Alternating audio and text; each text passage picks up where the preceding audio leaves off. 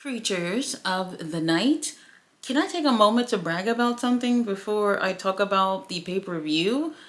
Every week, several times a week, I get comments and DMs from people telling me that, oh, you're great talking about wrestling. You should talk about WWE. You'll get more views, you'll get more subscribers. And to me, none of that matters. But I will tell you what would matter is if the right people watch me.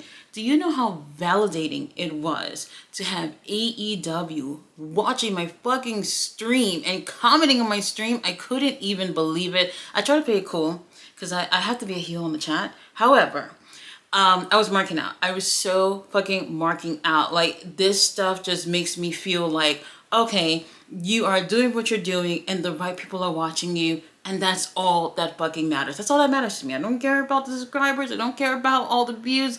Just the right people watching. And that just made me feel so much more motivated. Now let's talk about the AEW Double or Nothing pay-per-view. I had somewhat of doubts. I had a lot of doubts, to be honest with you, especially with some of these results. But it turned out to be a really great pay-per-view. The buy-in, which is a pre-show, typically I don't talk about this, but Megan Bayne teaming up with Penelope Ford to go against Anna Jay and Harley Cameron was absolutely amazing. Both of these teams, they look so amazing. They had their pay-per-view fashions. They look like an actual tag team, and they went out there and put in the work. Something like this could have definitely been on the main card easily. They just put in so much work, and when I see the girls just going out there and being hungry, I'm just like, they deserve everything that they possibly want. And this made me feel like we have a tremendous women's roster within AEW. I just want to see more time dedicated to the girls, and who knows if they're going the route of going maybe a women's tag team championships for the girls. If that's the case, I'm on board, but the girls need more time on TV. Harley Cameron and Energy end up taking the win, which I am okay with. But something tells me that this thing going on between these four girls are definitely not over. Now we also have another pre-show match, which is Crew teaming up with RPG Vice, Roppongi Vice, to go against Hologram, Commander, Air Fox. No, not Commander. Is it Commander? Yeah, Hologram Commander, Air Fox, and Bandito. They are actually a really great team. And I thought that they gave a pretty good matchup here. Honestly, the ending is pretty rough to watch, but Andretti may have broken his nose during that match, and he's the one who's supposed to be finishing this up and getting pinned. But he takes it like a trooper regardless and ends up finishing up the match. But boy, he did not look good. Even fucking Commander, who's supposed to be the good guy and going to go cheer with his teammates after winning, stops to go check up on Action Andretti after that match. So I hope that he's okay. Let's move on to the main card. Now, shockingly, I think everybody was surprised about CEO and Jamie Hayter starting the show. I felt, at that time, it just felt like, oh, I thought we was going for a match where a title wasn't involved or something. I just wasn't expecting this. CEO looks freaking phenomenal in black and pink. And then we have Jamie Hayter, who is wearing green and purple. I guess she's doing the whole Velma look. She looked amazing as well.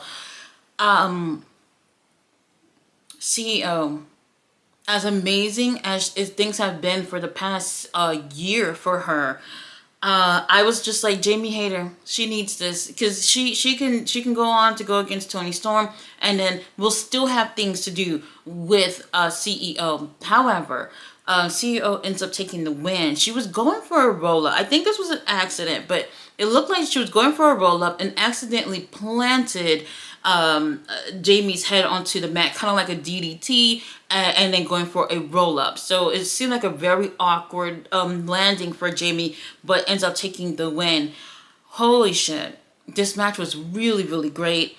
And I thought they had great chemistry with each other. Like, I know some people don't like Mercedes, but can you tell me a bad match that she's had? Just give me one bad match that she's ever had. I thought that they both nailed it, but I do feel like I get why Mercedes won, but I think the wrong person won, regardless of the situation. There was so much that still could have been done with Mercedes. I cannot imagine where they're going from here with Jamie Hayter.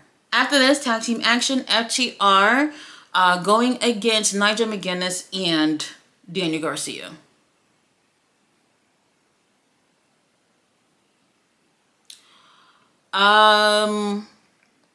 Whatever Nigel doing, I'm there.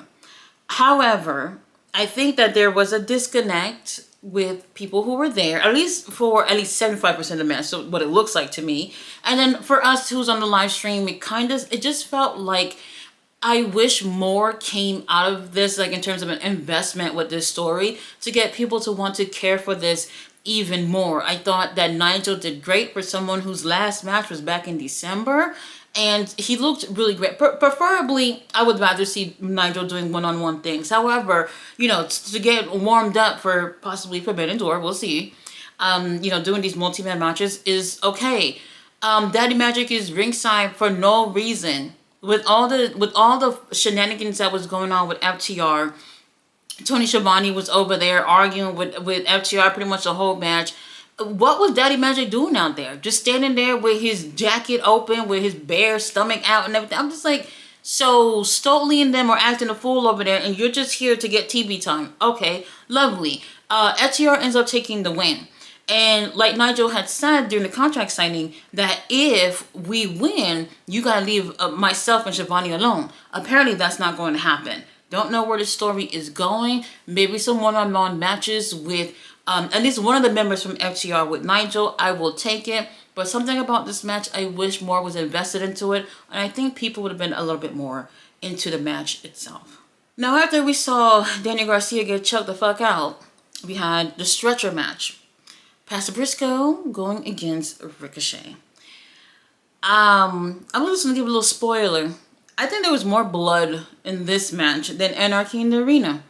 I don't know if Mark Briscoe hit a motherfucking vein or something, but he was just leaking. Blood just was dripping insanely. And I was just like, whoa, this is not okay, right? Like, is the doctor's going to check to see if he's alive or not? Barely alive. But y'all know Mark Briscoe, he always have so much energy. And no matter what he does, he always put 110% into everything. And for me, like when I said about my predictions, I was like, Ricochet, Mark Briscoe, to me, kind of don't matter in terms of a story between these two who ends up taking a win. However, Ricochet could really benefit from a win like this against Mark Briscoe, and for him to move up on the ladder, especially if he's going for any singles titles anytime soon.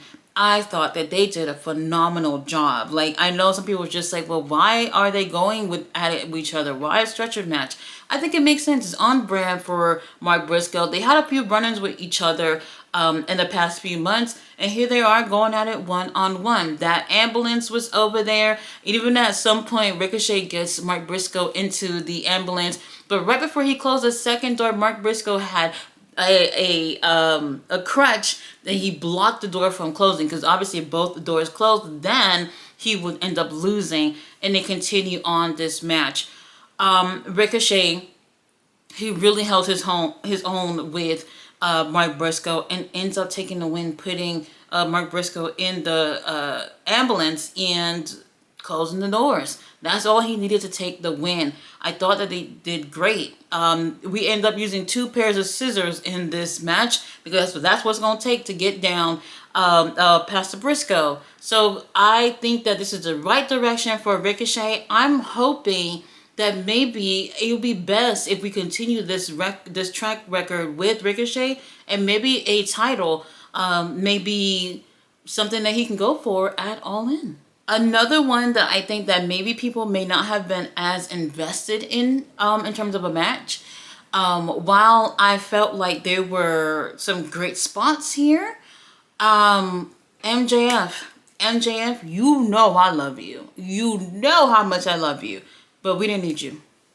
We didn't need you ringside being a huge distraction in this match. I mean, like, a distraction where it's just like, baby, you're cute to look at, but like, I felt like it added nothing. MJF kept, getting involved. And even at some point, he is offering the Dynamite ring to the Hurt Syndicate's opponents. And every time that Bobby sees this, Bobby's just like, no, no, no, no, no. He really doesn't. To me, I'm not sure. Is it that they didn't want there to be cheating and they wanted to win fair and square? I don't know what the situation was, but it seems like MJF kept insisting on assisting them with winning. And honestly, I really feel like Hurt Syndicate don't need that. They don't need that. They could have easily beaten Sammy and Dustin with no problem, to be honest with you. But I just feel like it was a huge distraction, and I think they went with the wrong move. Hurt Syndicate, I don't mind there being, more than 2 members in the group that are in the ring. However, MJF, baby, you can be in this group and go for singles titles or do your own thing or whatever. I feel like this was the wrong move to go in terms of MJF just being a complete distraction. And I don't know how this makes the Hurt Syndicate look, because just Bobby and Shelton alone should be able to strike fear onto the whole damn locker room. I don't think MJF should be assisting in matches like this. Hurt Syndicate obviously retains because that's the right way to go, but I just felt like too much of MJF in this match was, for some reason, the first time I'm going to say this, way too much for me. So now we have the AEW Continental Championship on the line. We have Speedball Mike Bailey going against Okada. Okada, we love you. Okada got some nice pyro and everything coming out there. Look, Okada's been holding this title for a while, and to be honest with you, I feel like I haven't seen enough. I want to see more of him. He's so entertaining. Whether it was in the ring or not, he's funny. People really like him. I just don't know where he fits in right now, even with a title, which is kind of strange to say. Mike Bailey, you did what you could, and he's so amazing, by the way. He's so amazing in the ring, and I feel like that was probably one of Okada's toughest opponent yet. He went out there, and you could tell he was hungry for this title, but apparently not hungry enough, baby. Okada ends up retaining. This is what we expected. To be honest with you, I actually didn't want to see any titles change hands. I feel like All In is close enough where it's just like we're okay with who we have with titles right now. We just got to get these stories going, playing out until we get to All In. So definitely right call in terms of the winner of this match. Speedball Mike Bailey, I don't know where he's going to fit in moving forward from here, but he still has a long way to go to really grab the hearts of the AEW fans. Up next, we had the women's title on the line, which I was just like, wait, what? Hold on, how many matches we have left? What is next? Couldn't even believe it. Mina Shirakawa going against our champion, Timeless Toni Storm, who just looks absolutely amazing. Luther, your stylist, fire them.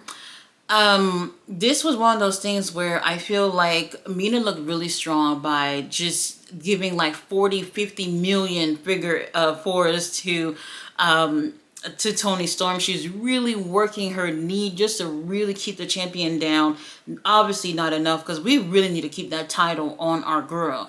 Mina Shirakawa, in the middle of the match, I thought about it. What if she had won and ended up going against CEO in a one-on-one situation? Y'all know she was in that match where CEO had lost her New Japan women's openweight strong title. So I thought that would have been interesting if they went that route, but I felt like there's no way. Toni Storm has to make it to All In with the title. Our girl Toni Storm ends up taking the win with a Storm Zero. And that's the right call. Obviously the right call. They end up even kissing after the match, because that's what we want, right? We want these two beautiful ladies to be locking lips. Lovely. So that just made it official. Toni Storm will be going against CEO at All In. I'm happy for both of these two girls, but I am just like, damn, Jamie Hayter. Oh my God. I'll cry about it later. All right. Anarchy in Arena was next. I know, right? Because we still actually had 2 matches after this. Now, we already knew that William and Hangman was going to be the main event, but I mean, I was just like, wait, what? What's next?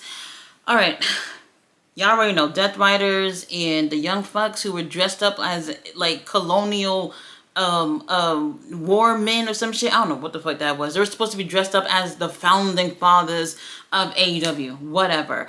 They're going against Swerve, who was dressed up as Predator. When I say pay-per-view fashion, I'm not talking about what the Young Bucks was wearing. I'm talking about what Swerve was wearing, okay? He looked amazing. Kenneth Omega, who was doing some Captain America, Captain Canada, whatever the hell he was doing, get up with his gear. And then we had Willow, who definitely was just out there wearing overalls. And I was like, girl, like, what? What? Anyway, who else was over there? And then the Ops. Now, Samoa Joe doesn't come out with them, which is interesting because people probably assume that he probably got attacked before the match or something like that. And Death Riders, they're coming through from the crowd or whatever. And then when the music starts, it's that stupid music that some type of weird music that they were doing like in the late 1700s type of music, whatever they were playing.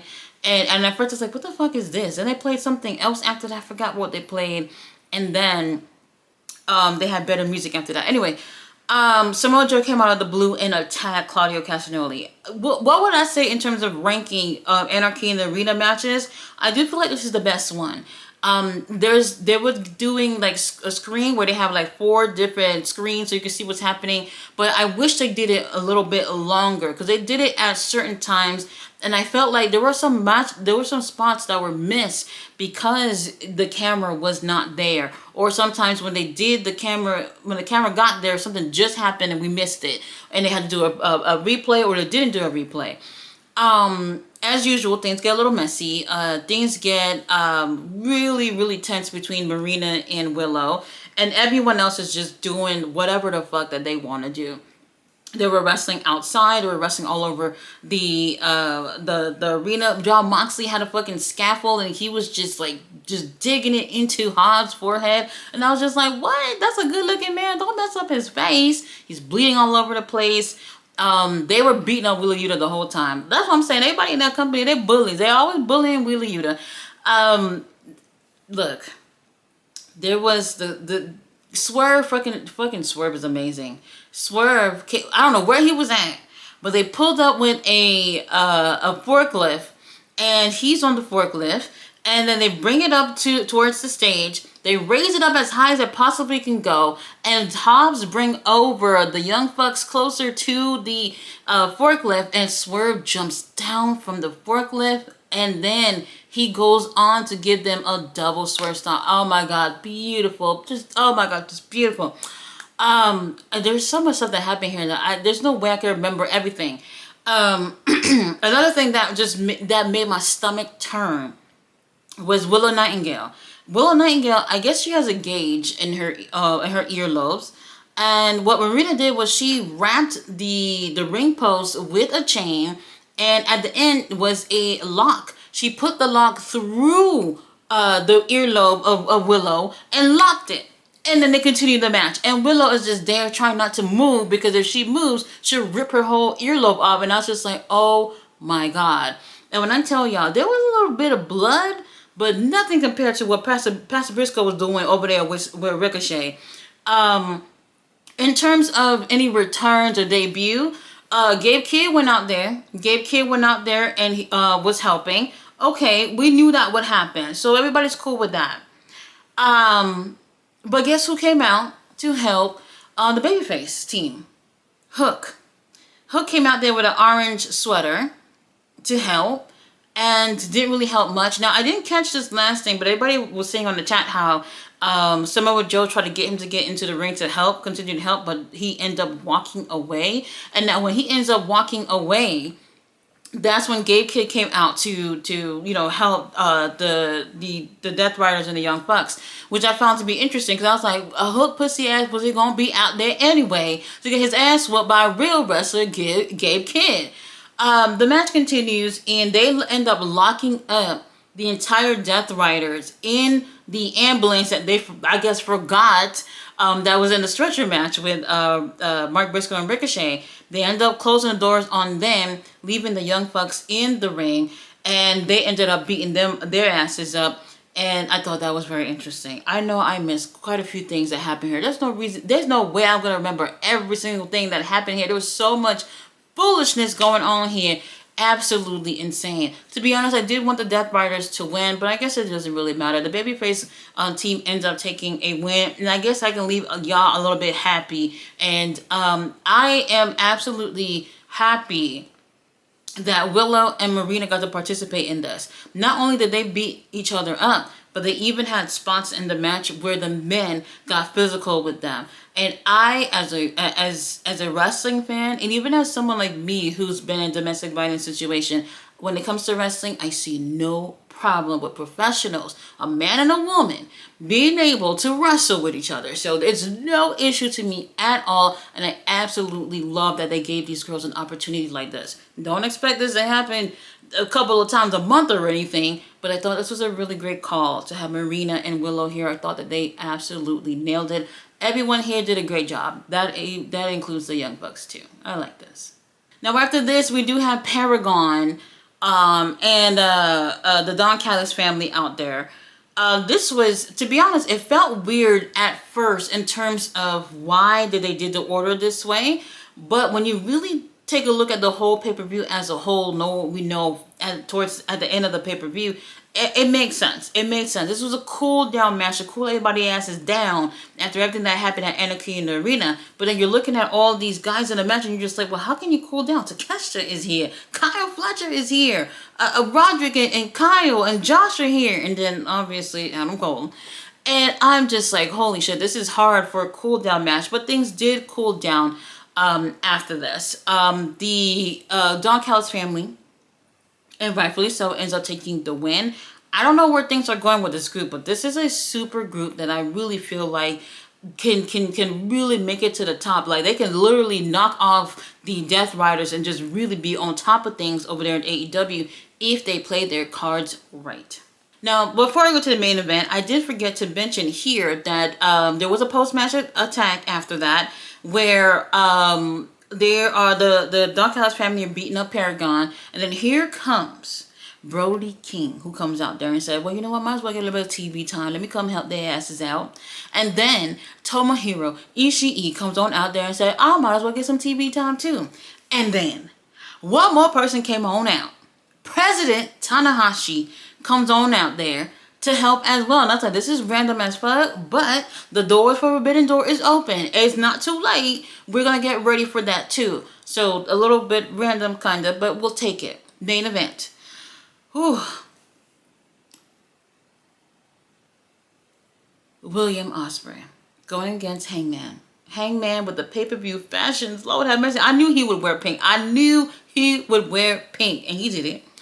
And then there's William. He had like a splash of pink on his pants. Like you literally had to have like a magnified glasses to see the pink, whatever. This was brilliant. This was brilliant. I don't even know if my heart was beating throughout this match, because I was just like, Hangman, we're praying. We want you to win, but it will be Will Ospreay. That's the thing that I've seen this entire time. Since the very beginning that Will Ospreay's name was on the tournament, everybody was like, oh, well, Will Ospreay is winning. Now we have Hangman and Will, and I think most people felt like, even if we wanted it to be Hangman, that it will be Will Ospreay. They kept hitting each other with their finishers. When I tell you, the crowd, I know they were excited about them being in the main event. However, they were burnt the fuck out. They really were, especially after all that foolishness after Anarchy in the arena. You can see the fatigue in the crowd, and I was like, they're not gonna start this match up with high energy. They're gonna build it to get to that point, and the fans are just gonna have to be patient till they get to that point. And everything was fucking worth it. I really thought that after maybe 600, what is that, hidden blades, that Hangman was going to lose.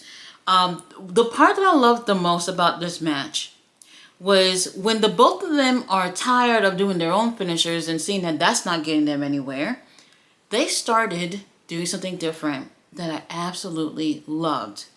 William starts using Kenny Omega's moves. And when that doesn't help him win, and then Hangman snatches up William and goes for a big pressure. This was homage to them paying homage to their greatest opponents. And I thought that this was great. Well, hold on. William McKinney, yes. And I thought that that was fucking brilliant for them to do that. To say that, hey, you know what? If what I'm doing is not going to get me to win, I'm going to use the things that my greatest opponent has done on me to win. And I thought that just made me gush inside. I was just like, oh my gosh, I love that. William, better luck next time, because Hangman ends up taking the win with a buckshot lariat. I actually really did love this match. Don't let the slow pace deter you from how the match went. This is definitely different from a fucking Anarchy in the arena. Sometimes it's really hard to live up to that because these matches give you two totally different vibes. And I thought for a main event that this was absolutely brilliant. Seeing the graphic of Hangman versus Jon Moxley at All In, I feel like I could breathe inside. I really feel like I can breathe.